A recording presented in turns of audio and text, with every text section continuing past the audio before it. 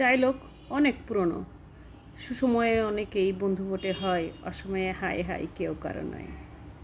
সুসময়ের বন্ধু অনেক থাকে, কিন্তু যখন দুঃসময় তখন দেখবেন খোঁজদা সার্চ বন্ধু নাই।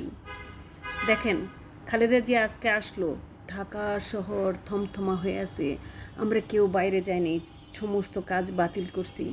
অথচ খালেদা জিয়ার বাসার সামনে যখন বালির ট্রাক ছিল, তখন এইসব নেতাকর্মী কই ছিল? আপনারা কই ছিলেন ভাই? সুসময় দেখে তেল দিতে চলে আসছেন। কয় লিটার তেল কিনছেন? বাজারে গেছি, তেলের দাম বাড়ছে কেজিতে 25 টাকা।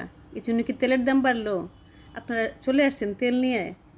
ভাবি জুবাইদা, তারপরে কি ভাই তারেক জিয়া, মা খালেদা জিয়া, আজকে আপনার মা কোত্থেকে আসলো?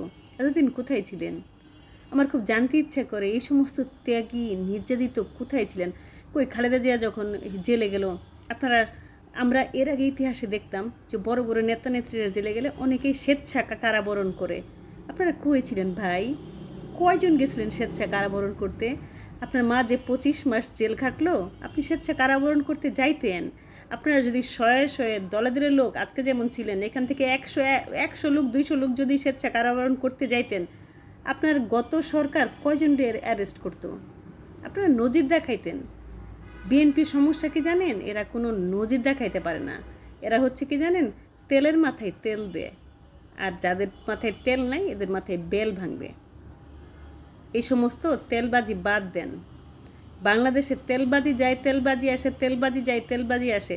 তেলবাজি বন্ধ করেন। সুসময়ের বন্ধু আপনারা সবাই চিনে রাখেন। সুসময়ের বন্ধু কারা কারা?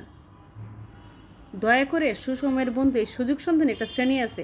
ধরেন আজকে খালেদা জিয়ার পরে যদি দেখা যায় কালকে শেখ হাসিনা ক্ষমতায় আসলো, তবু বলবে যে আম্মা আপনি যে আসেন নেই এতদিন, আমি কিন্তু ভাত খাইনি, ভাত খাওয়া বন্ধ ছিল।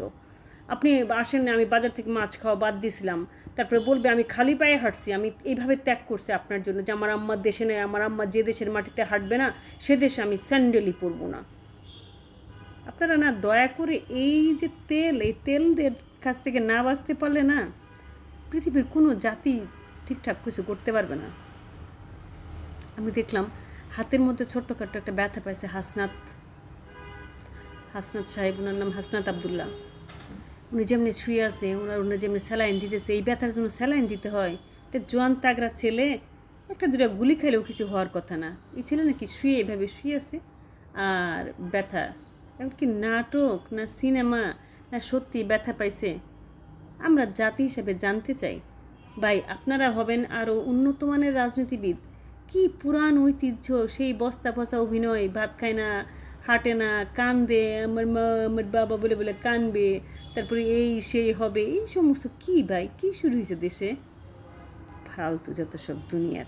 যাই হোক, 3 দিন পরে আইডি ফেরত পাইছি। বেশি করে লাইক কমেন্ট করেন, গালি মনে চলে গালি দিন।